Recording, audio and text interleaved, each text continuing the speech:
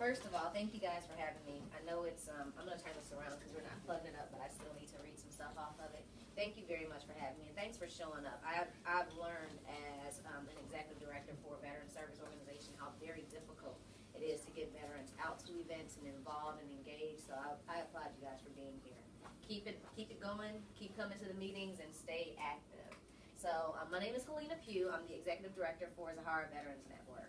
And we're an organization that provides resources for female veterans. I'm originally from Chicago, Illinois, Chi-Town. It's very, very snowy up there today. So I'm glad I'm down here. I entered the Marine Corps in 2008 as an officer, so I did things very reverse. Not only did I go in as an officer, but I went in at 30 years of age, so it's very unusual to have an officer go in at 30 because we actually don't take officers past 31. So I actually commissioned 1 week before my 31st birthday. So I went into the Marine Corps 2008.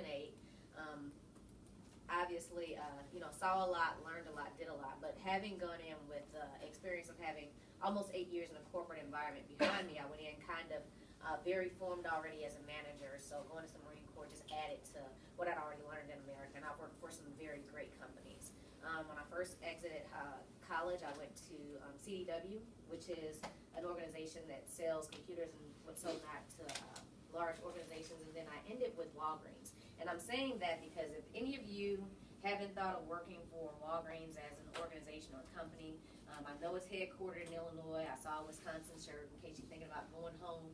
It's the northern part of Illinois, so you can hop back down there. It's actually a great company.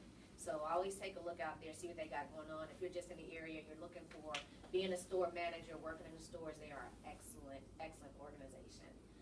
So I am currently an MBA student at Regent University. I started this organization actually in 2006, originally as a ministry to kind of help women who are displaced and disfortunate in the urban environment. Went into the Marine Corps. I already completed an AmeriCorps service year, which I'm sure students, you guys probably see AmeriCorps being advertised as where you volunteer at least 1,700 hours in a year to an organization. I did that with the American Red Cross. And then I wanted to take my volunteering to the next level. There is no higher level of volunteer service in this country besides military service. So I went in and did that, came out, and as I was transitioning out of the military, I seen some very obvious lacks in services that are provided for female veterans. And I said the only way I'm going to be able to impact and make a difference is to get this organization geared and focused toward helping female vets. And that's what we do. So we chartered last year, actually Cinco de Mayo. In the state of Florida, got our 501c3, got all of our state documents in order, and I set about building this organization. So our mission is to help female veterans succeed. So our goals for 2017, career readiness assistance, and I have been seeing a true lack in companies that say they're hire veterans versus veterans who are actually getting hired.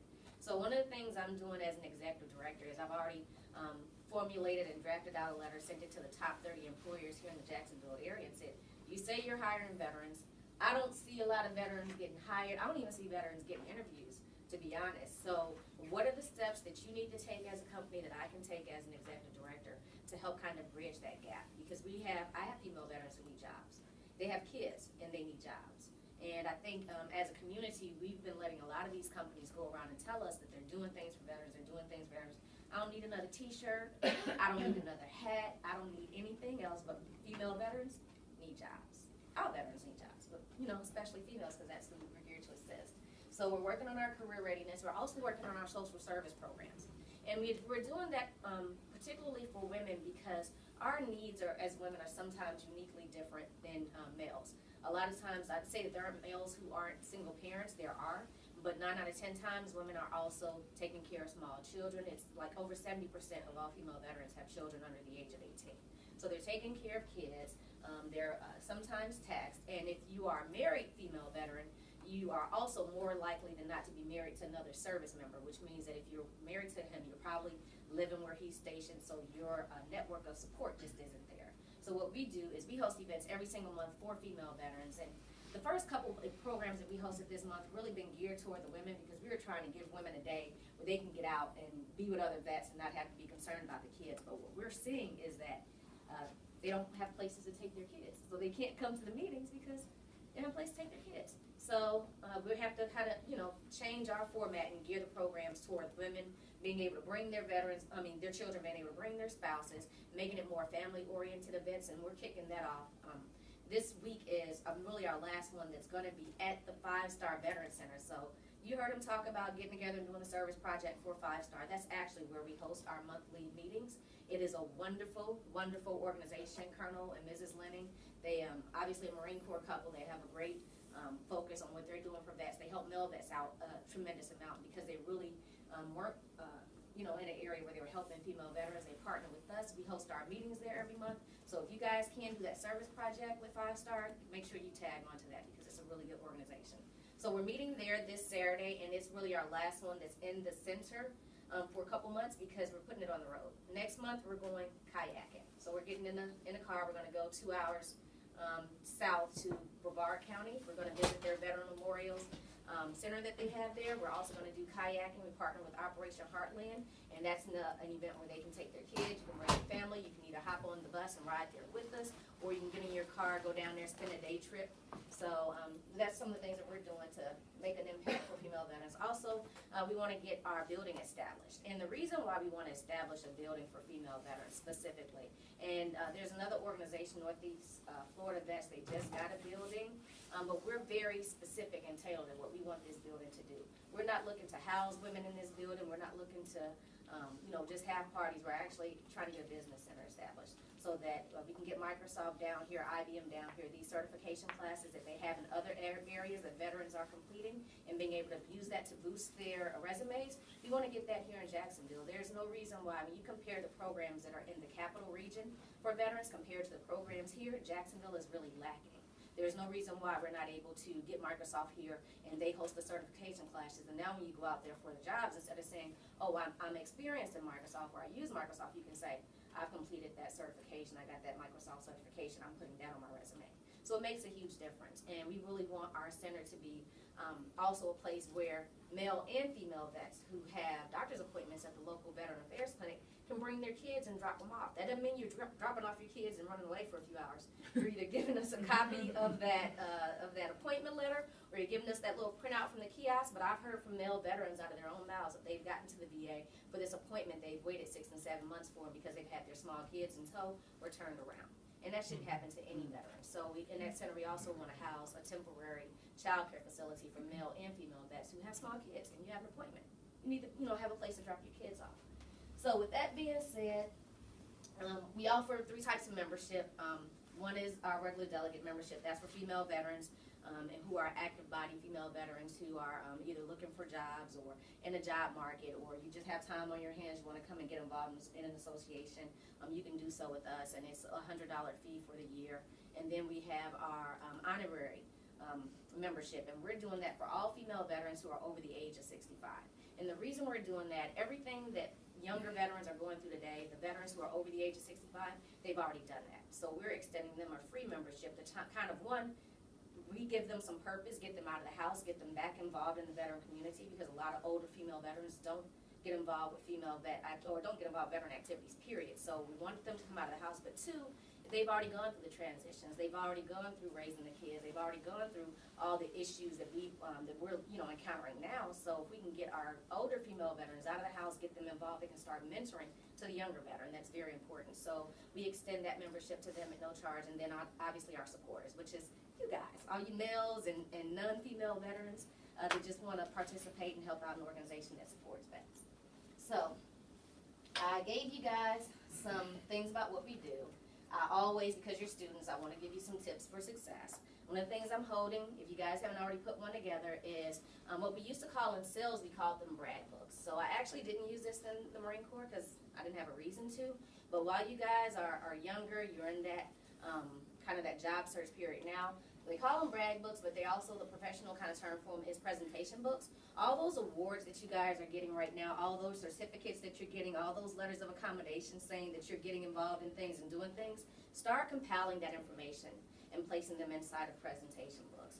And mine is separated by my career events, Vice is my volunteer events. What you want to do when you do go for an interview, you want to take and tab out a few sections in your book, things that you want to point to when they ask that famous question, because there's always a question that comes up toward the end of the interview that says, well, Either why should we hire you, or tell us, something great about yourself. That's when this book comes in handy. You take it, turn it to that little tab section that you turned out. I've either completed this thing. This is a copy of one of my sales terms. So I talk about how good I was at sales, X, Y, and Z. You take that to the tab, tell them exactly why. You want to place it in their hands so that they can see it, but you don't want them, you want them to flip through and see all the different things you did, but you don't want them to get so into the book that they're not listening to what you're saying. So if you tab it to a couple of areas, get to where you've tabbed it, and then turn it over to them. They can sit there, flip through it, admire you all they want, and then at the end of the day, they're going to remember you because you showed up to your interview with a presentation book about your experiences and you related it to that position. So that's my tip for students, as well as communicate with your professors. And this is a tip that all you guys should have if you're like older students. But the first 3 weeks of every semester, when that semester, that professor has those office hours listed on their syllabus, go and see them. Whether you need to see them or not, when they list those office hours, go and see them. Go and introduce yourself. Go and ask questions about the class. I don't care what the question is about. Make up some BS. Go in there and talk to them. Why? Because at the end of the semester, when it's between a B or C and you're tilting on that line, that professor's going to look at the name and say, can I put a face with that name? If you can put a face with that name, now you got a B. If he can't put a face with that name, now you're looking at a C. Another tip is all 4 years of school, I never once had to go out and apply for an internship. They all came from professors who knew me, who called me, because they get requests for positions all the time. They get requests for internships and information all the time. They also are the ones who are facilitating these programs. So when you're looking for someone that can come and do a temporary job for them 6 weeks, it's information that you get to put on your resume, and a lot of times there's usually a small stipend attached for it. Well, guess who the professor gives that to? He gives it to the students that he knows. So get in there, talk to your professors, make sure you keep those lines of communication open. Now, you guys have any questions for me? I was solid. Well, thank you very much for having me. We left some information down here. I didn't give it to you while I was talking because you've been reading it the whole time, but this is a little page that has information about our association. I got some suckers down there as well as some pins. If you guys have any questions or you want to do some volunteering this summer, you want to do some interning, hey, if you're good with media, that type of stuff, we're always looking for help from people, especially veterans who already know. So give us a call, contact us, and they have my information. Our information is also on there. You can pull us up on Facebook. And our website is coming. And definitely one female veterans, if you can, attend. The flyer here is for this Saturday's event. Come to this Saturday's event. We got Navy Federal coming out. They're going to talk about the importance of using that VA home loan certificate. You don't have to buy a house. A lot of veterans think you have to buy a house to use it. But if you're a woman and you don't want the expense of buying a house, guess what? You can use that VA home loan certificate to buy yourself a condo, buy yourself a townhome, where you can have the ownership privileges that go along with using it, but now you don't have the responsibility of complete house maintenance. So come out this Saturday, come to the event, and then get signed up for our kayaking event next month. All right? Thank you, guys.